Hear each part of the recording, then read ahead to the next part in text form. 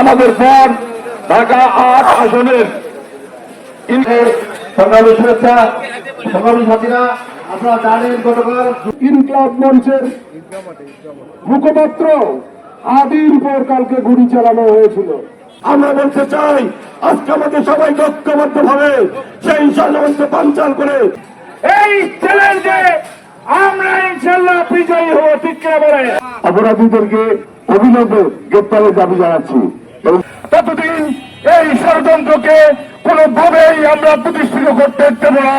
জাতীয় নির্বাচনকে যারা বানচাল করতে চান, আমরা ছাত্রদল ইনশাআল্লাহ রাজপথেই তাদের